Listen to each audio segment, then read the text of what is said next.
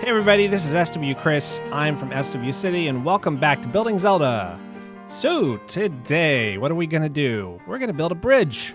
Not just any bridge, the big stone bridge, just to the west. East? West. East. Just to the east of Link's house. I'm also going to be asking for your help later in the video, so keep an ear out for that. And you guys have asked for it, so I am going to be talking all throughout this video. So let's do this thing. Here I'm laying out the width and the basic dimensions of the bridge, just flopping it in there, right there, just really easily, really quick. So that should give you an idea of what to expect as far as the size goes. I am paring it down just a little bit though, because I think it's just a little bit too wide.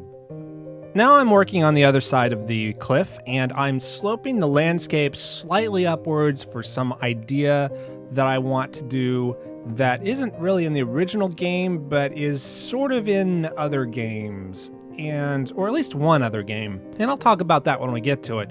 But the trick here is to kind of fit the slope in so that it's still higher than the plane on the other side of the cliff, but doesn't look like a mountainside, because I don't want it to be a mountain. I want it to be a nice rolling hill. Of course, we need the little sideways heart-shaped puddle on the other side. So we're adding that as a small pond. Now looking at the hill from a profile view, you can kind of see it kind of bulges out and then sloops down. And so what I'm doing now is pushing the middle in so that it rather has more of a concave appearance rather than a convex. This isn't Mount St. Helens. We don't want it to explode. We just want it to look very pastoral. But now moving back to the bridge, I'm now working on finding the center of the bridge. That's what those orange blocks are for. I use the center to build the arch underneath, the supporting archway. And I fiddle around with a couple of designs, not really happy with any of them, until I start layering stuff. You can see me putting stone behind the pillars underneath the archway. I like that design. Still not keen on the arch itself, so I fiddle around with that some more. And, I'm using whole blocks at first, but decide half slabs are the way to go. And so that's what we use. Now it's time to work on the top of the bridge design. And so you can see I've already got kind of a rail design right there. I play with it a little bit, but I'm more concerned with the middle and how it's going to look. In the original picture, as you can see, there's a kind of pattern of stone right down the middle there. And so I'm looking to do something similar to that, and I end up on this kind of design with ultimately what's going to be chiseled stone blocks right down the middle of a kind of a divider of smooth polished stone, which is really ordinary clay, believe it or not. And then what we do is to add moss into the top of the bridge so that it looks well worn and traveled. It's also about this point that I realize, hey, the cliff on the other side is a little too sharp, so let's erode some of it. Now I'm translating the design I did on the other side of the bridge to this side, so it's a lot more the same, but we're going to fast forward a little bit farther. Now you can see I'm adding some additional detail. I've already done this on the other side, but I'm recording it for this side. What I am adding are some, I guess, drains, you would say, for the water when it rains. That's what the dispensers are supposed to be. You can see little holes in them. That's where the water is supposed to drain out. And then there's walls in between them just to add some depth and texture to the side of the bridge, just to make it a little more decorative. And speaking of decoration, we also add rails on either side of the edges of the bridge, down below where you're not supposed to walk. And we also add some to the center. I play with a few design ideas, but decide straight lines look the best. Now, I realize the design of the bridge looks a little one-sided. I didn't quite get it centered correctly, so I'm going to use World Edit's cut and paste functions to move the bridge towards the other side of the cliff one block. Just one block. 2 is too many, but 1 looks just fine. Now it's time to get started on the Easter Island type statues. I play with a few designs. I try for kind of a villager motif, from Minecraft. It doesn't really work. It looks a little too corny to me, and I could never really get it to fit into the size and shape that I want it to be.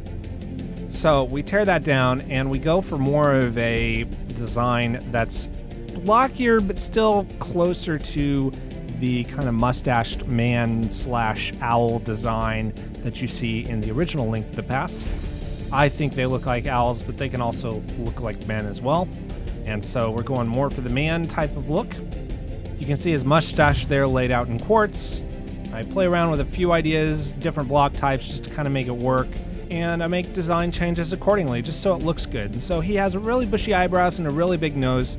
Because we're dealing with blocks, I kind of realized you have to caricature the features a little bit just to make it stand out a little more. And now I realize that the quartz blocks from the mustache, they stand out a little bit too much from the other block types that I'm using. So I changed those to cobble slabs. Let me know in the comments if you prefer the quartz. I think the cobble looks better, but I also noticed that it tends to blend in a lot more, and so you may not be able to notice that's supposed to be a mustache. So let me know what you think in the comments. I'd love to hear your opinion. I might change it back if most people like the quartz better. And then, of course, we add the little hat on top with the smiley face. And now we're going to go ahead and use World Edit's copy and paste functions to duplicate the statues. I also use World Edit's rotate function to rotate the statues so that each statue does not have the same block types on every single face. That way each one looks a little bit different from every single angle. Now, if you remember, we made a little island in the last video. I never did quite finish that. I want to add some more grass and detail to it, so we go ahead and do that, and we add a small tree. We don't add a big one because I'm playing with scale here. I want the scale from atop the cliff to make it seem like this island is larger than it actually is. So we use small blocks here and items to kind of get that effect. And then we zoom over here to the campsite underneath the bridge. You'll notice that I'm not building pillars. That's because the bridge is supported by an arch in my version, and it would look a little silly to have pillars going all the way up the side of the cliff face. It just would, so we're not building them. But we have a tent here and a little campfire, and after checking the tent from the top of the cliff, I realized it's still too big, and so I cut it down to size a little bit.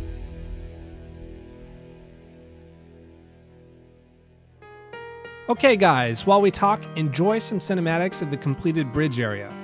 Here's what I need help with. I would like to add some more designs of those Easter Island statues because, I mean, what's the fun in having every single one of them look the same? If you can design a statue 8 by 8 by 10, somewhere around there, 10 is how many blocks high it needs to be, go ahead and put that into an empty creative world and then email those worlds to swchrismc@gmail.com, and I will take a look at them. And the ones I like the most, I'll put into the map in the next episode. And I will, of course, thank everybody who contributed them in the next video. You will, of course, receive credit in the adventure map, and I'll credit you in the next episode as well. Again, that's swchrismc@gmail.com. You can find the email address in the description below. Now, I do these videos because you love Zelda, and I love the Zelda series as well.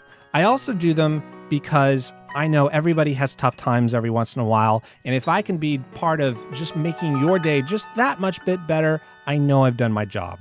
Now, if you want to hear more about why I do these videos, go watch my channel trailer if you're not subscribed, or look under my video list for a video that I released on May 10th that says, "Let's play games and one-up life together." That's my channel trailer.